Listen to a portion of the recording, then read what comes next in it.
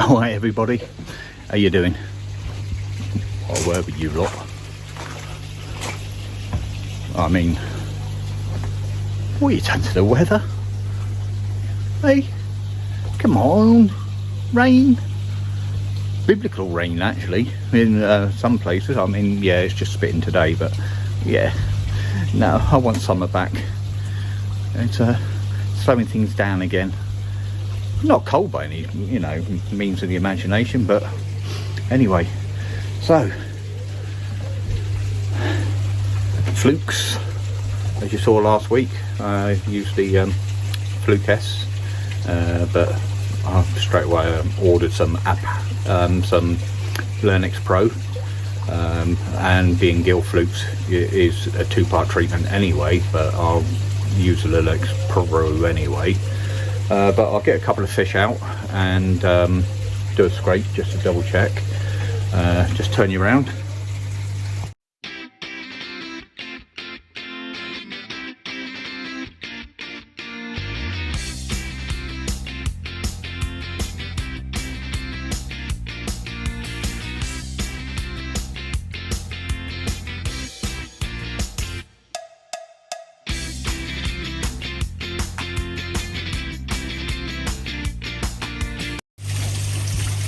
So the good news is the two main culprits that were spitting their food out, which is Chad. Where's Chad? Just there. There's Chad. He's not spitting his food out anymore. And where's it? Yummy. There's the Yummy.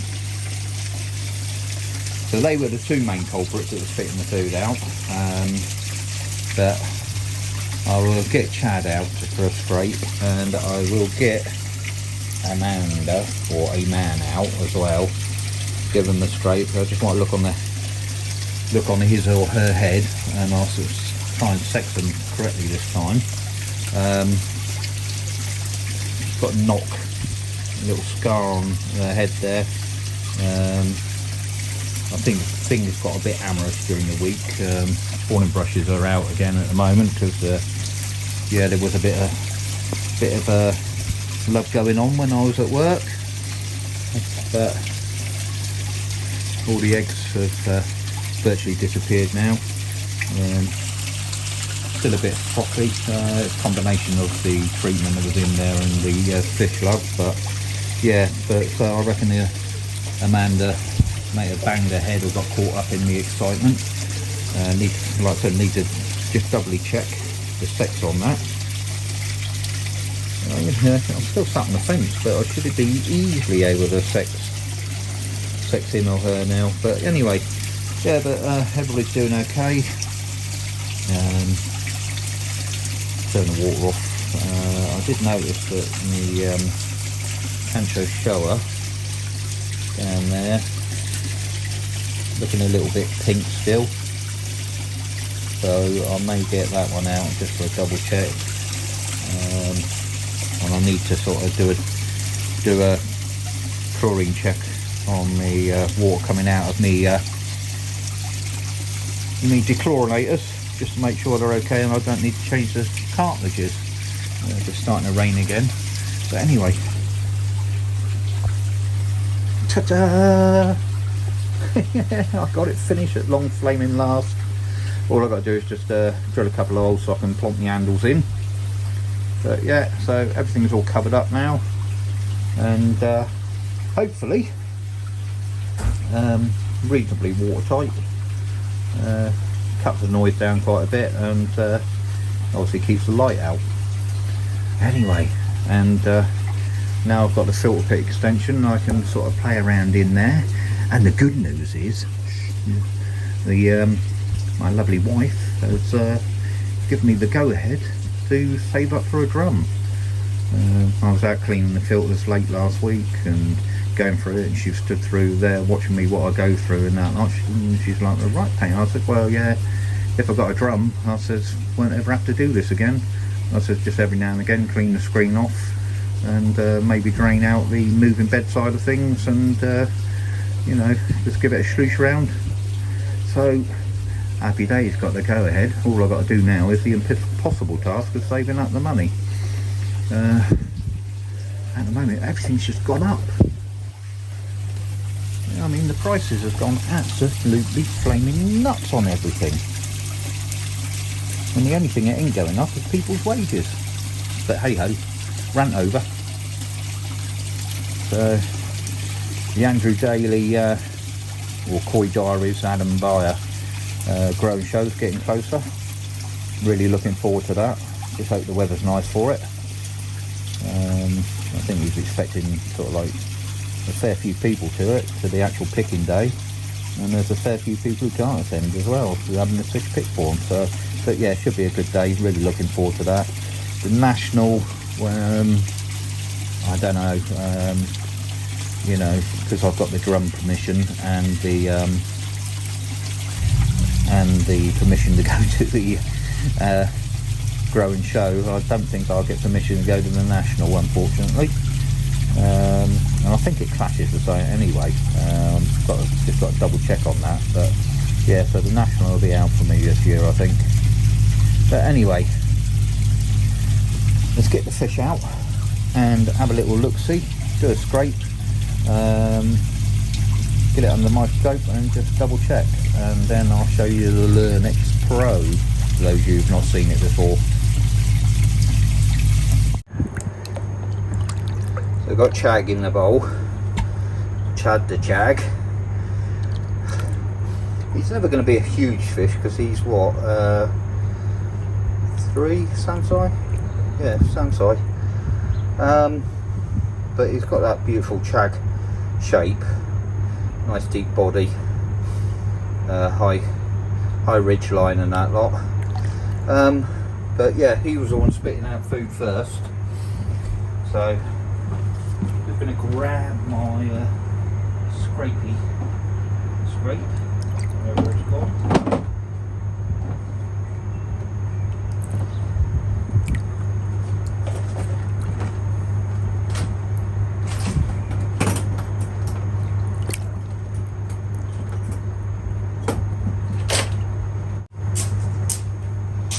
So I got it. Water clarity's only because the bucket had a bit of clay in it, so it's not bad. Yeah. What I'm going to do first is just going to suck a bit of water up in here, and I'll put that on the slide in a minute, but I'll just put that in my pocket upside down. So we'll just have a little look at him first, little measure up.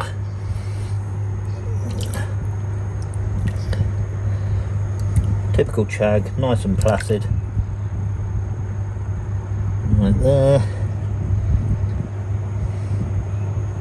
49. A few shimmies, one of them. But anyway, if you're, come on mate, that's nice.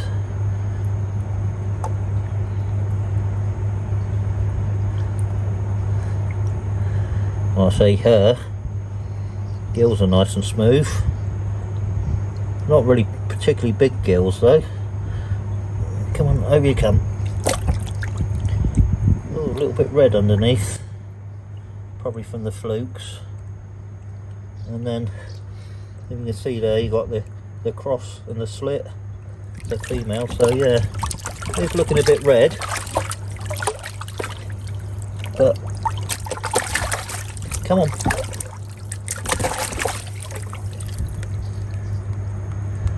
No sign of infection, it's just red on the end of the gills.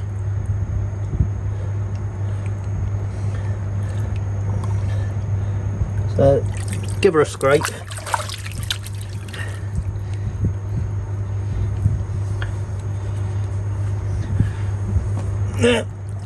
Because it's gill fluke I originally found. I'm just going to lift her out of the water a bit. Just going to take it from the back of the gill all the way down the body, a little bit across the belly as well, just to check for anything else. There's that, and then just a little bit across the thing. So loads of mucus on there. So I'll get that on a slide a minute.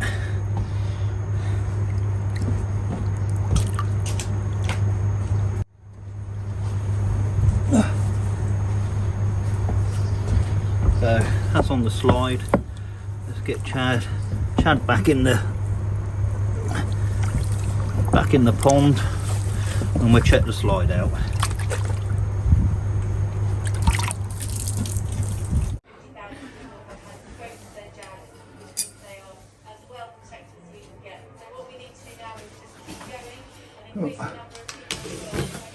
I'll turn the microscope around the right way. More drop-in clinics are planned in the coming weeks. Then, over 18s are being encouraged to book their jabs online.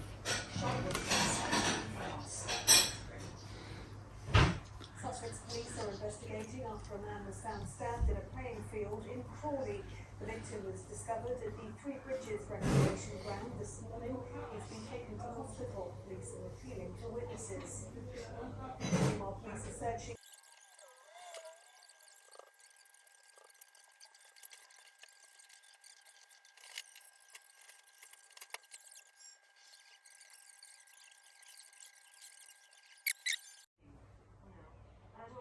Well, so far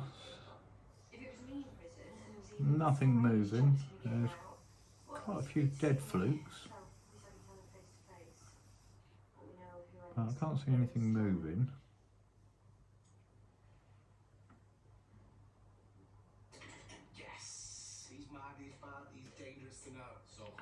But it was quite a thick mucus sample. I don't think I put enough water in there, but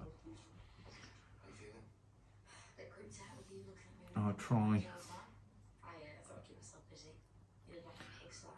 another couple of fish in a minute. Just coming to the end of this slide. So I've got Amanda back in. I will do a scrape in a second, but just need to check on her head here, because I think she bashed herself.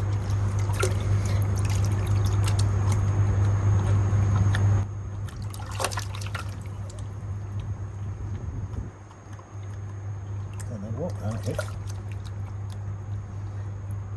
That thing's looking a bit angry as well. Don't know whether it's a tumour or not.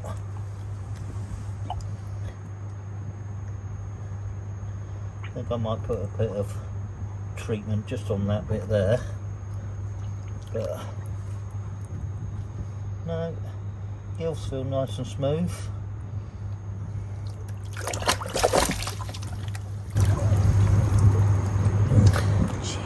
But the vent is round, saying a male. But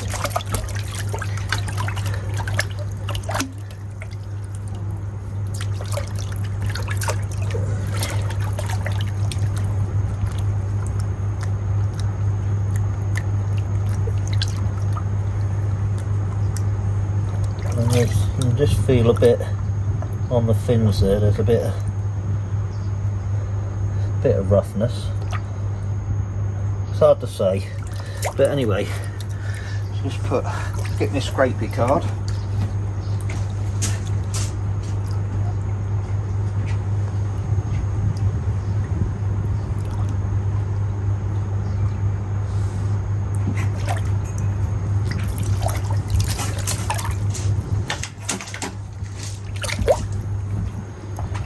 Let's put that up there, right? And just have a little look in the gills. So just gently, just try and prise your fingers in there.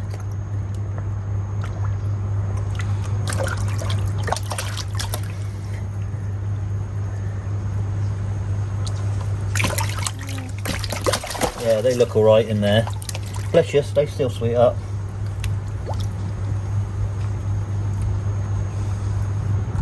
Don't know what that is on the head there.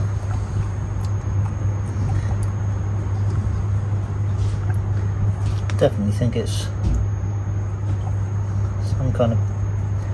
I'll put a bit of anti-bac spray on it in a second, but I'll do the scrape first.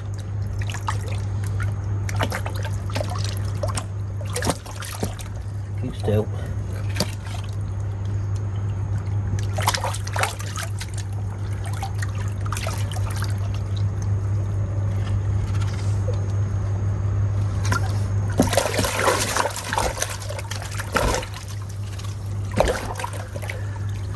Right, I'll go put this on the slide a minute.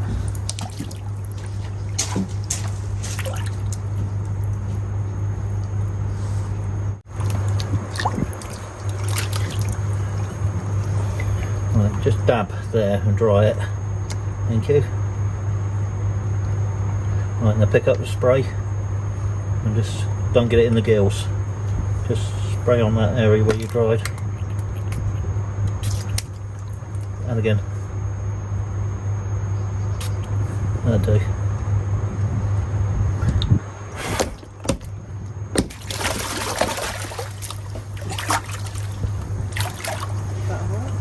Yeah. Alright, so shall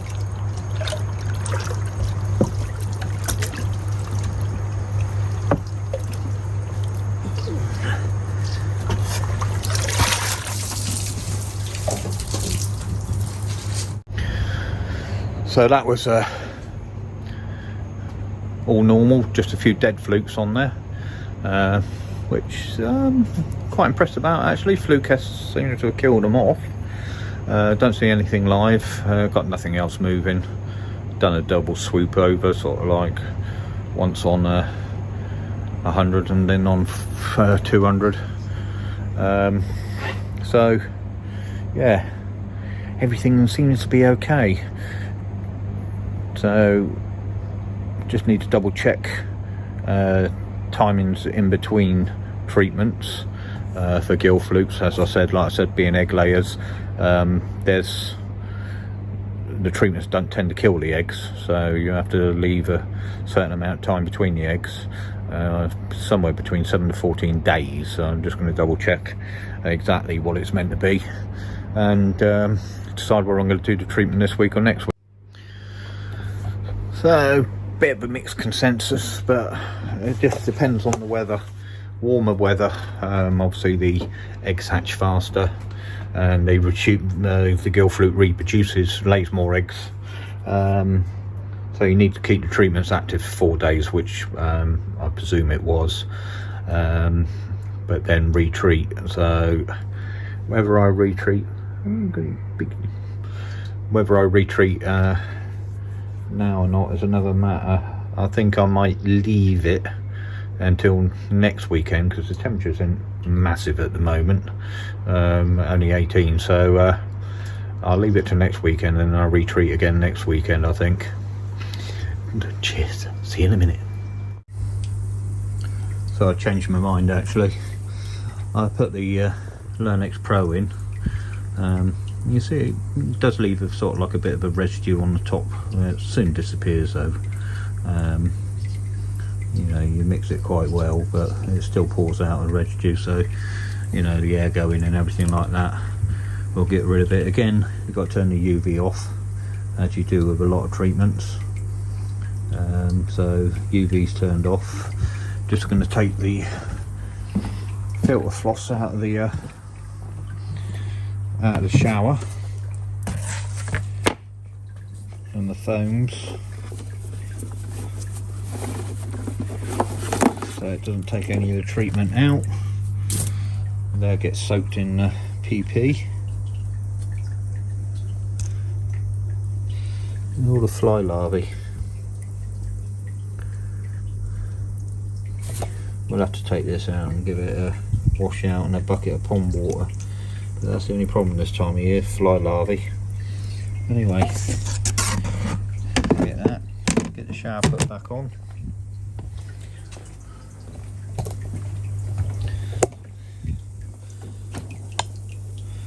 And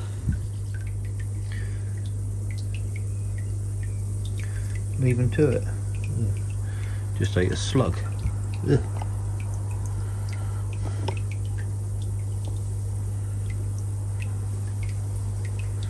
That's in with flukes then. You know, a lot of people wonder where flukes come from when they keep their pond perfectly clean, but it has been proven that, and you can try this at home if you've got your microscope and that lot, is pick up a slug in your garden somewhere around your pond, give it a scrape, and chances are that you might find flukes.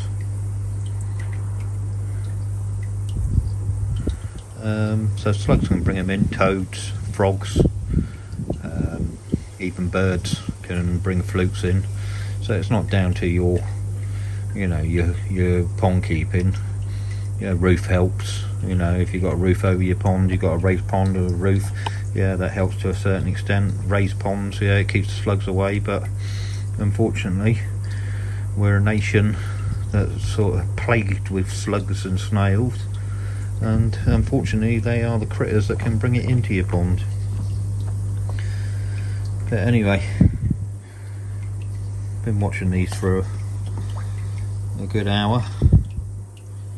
Seem to be behaving themselves. I put the spawning ropes back in just in case, but I gave them a good clean off, jet wash off, and gave them a soaking in Furcon for a couple of hours. Just clean them off and put them back in. I don't think I'll get any more, but they're there just in case. Anyway, let's get the shower turned back on and then we'll call it quits for tonight. Longest day tomorrow, so after that it's just the night's going to start drawing in again. You know, we haven't had a summer. It's my birthday Wednesday as well. Won't tell you how old I am. Alright then. I'm somewhere. And that's old enough.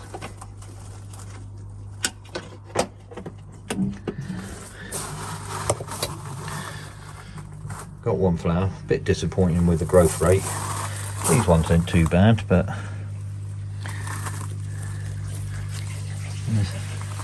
they're coming on. They're going in the right direction. I didn't really expect much out of them in the first year. And the pentstemons starting to flower quite early actually, normally later in the year. And the indestructible, chop this thing down, God knows how many times. I even cut it below the ground, the roots off, and dug up most of the roots, but this fuchsia keeps on coming back all the time. Oh, I ain't opened the rear gate. Excuse me.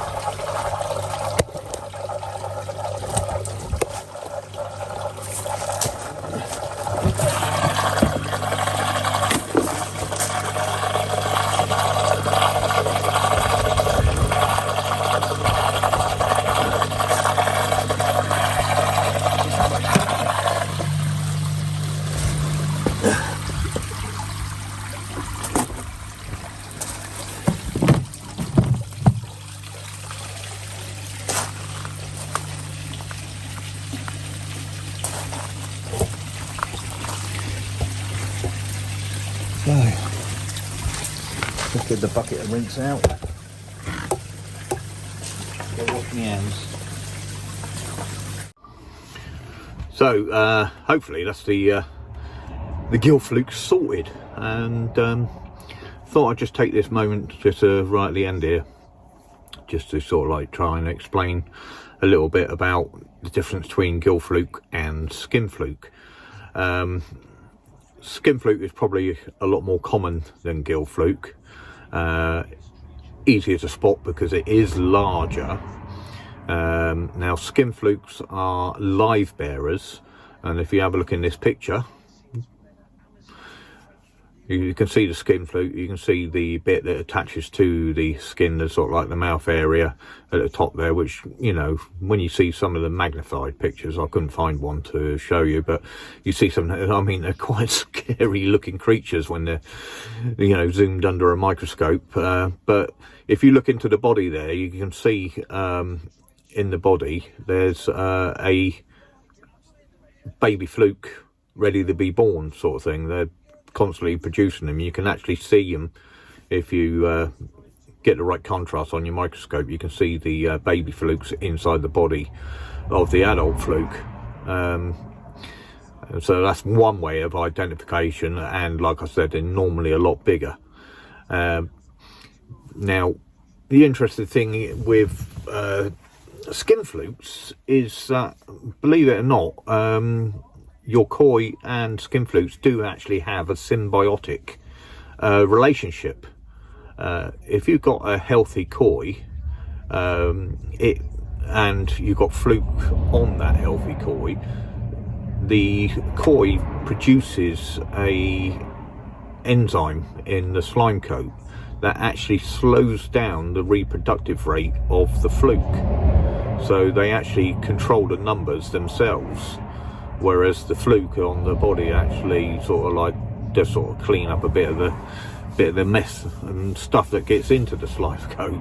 So you know, if you sort of scrape your fluke and you find one fluke, you automatically panic and you treat the whole thing. But chances are that it won't cause any harm if your koi are healthy. Now, moving on to the to the gill fluke, a totally different creature altogether. Sort of, well, it's not. I mean, they're related. They're both flukes, but the gill fluke is quite a bit smaller than the skin fluke. It's got quite nasty jaws on it that goes in, and as its name says, it's normally found in the gills, but they do sort of like hang around, sort of like around the gill area on the body as well. So you can sort of like just by scraping the body find them.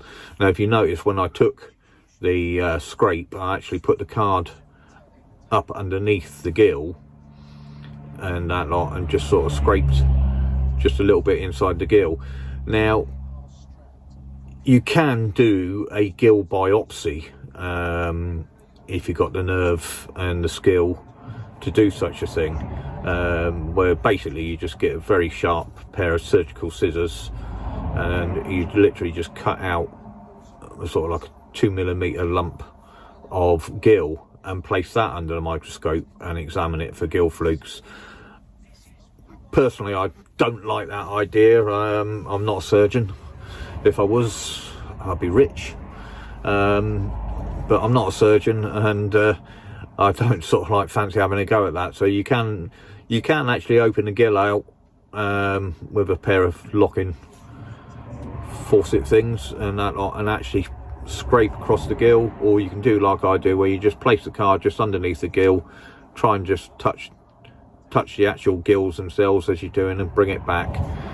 And like I said, when I done it last time, I found the gill fluke doing that. So yeah, you can do that. But yeah, if you're confident, you can do a gill biopsy. But anyway, gill flukes, so like I said, they are smaller, and if you look on the body, one of the best ways of identification for gill flukes is that you've got a couple of little dots down at the sort of like the tail end, away from the sort of like the anchorage end. There's a couple of little dots there, quite visible even under a microscope, and most basic of microscopes. What these dots actually are, I'm not 100% sure. I'll do my best to find out for you. Now, you won't see no baby fluke inside on the body of the gill flukes, because they are egg layers. But if you do get a really good one under your microscope, you can actually sometimes see the eggs all lined up, ready to be laid as well. There's no symbiotic nature with gill flukes, and a heavy infestation of gill flukes will take your koi down quite quick, because they obviously they attack the gills, and the gills can become necrotic, stop working, and basically your koi will suffocate. So with these, as soon as you find one gill fluke, you do want to get in there and get the treatment done as soon as possible. So that's just a basic description of the Gill Flukes and the skin Flukes. The actual ones that are resistant to a lot of the treatments out there at the moment is just the skin Fluke. It doesn't seem to be the Gill Fluke that's becoming resistant to a lot of the treatments. It is the skin Fluke. So that's possibly why the Fluke S was successful in taking it out, whereas I know a lot of people have been having problems with Fluke S, Fluke M, and various other treatments. I think there's a new Fluke Solve Plus just come out on the market. I think it's Fluke Solve Plus, which is a double combination of ingredients to tackle resistant flukes. So if you don't fancy Learnex Pro, you can always give that a try, but I'll stick to the Learnex Pro for now until that stops working, and see what happens, you know. But yeah, so that's the thing, you see. It's just the skin Flukes that are resistant, Gill Flukes are not. Anyway guys, I'll talk about I might talk about taking a scrape and how you set up your microscope slide and adding water to your sample and all that lot in another video. But for now, I'm tired. It's been a long day. I want to climb onto my bed, watch a bit of telly, and go away with the fairies. So you lot stay safe. Fingers crossed. On Monday he announces that the lockdown can be released on the 5th of July and not the, is it 18th? I think he's on about doing it 2 weeks early. Can't see it myself, but who knows. Miracles may happen. So stay safe everybody. Look after yourselves. Enjoy your ponds. Let's hope the weather improves a bit. I had enough now. I want summer back. And remember, it's not a hobby. It's a lifestyle. Take care. See you soon. Bye.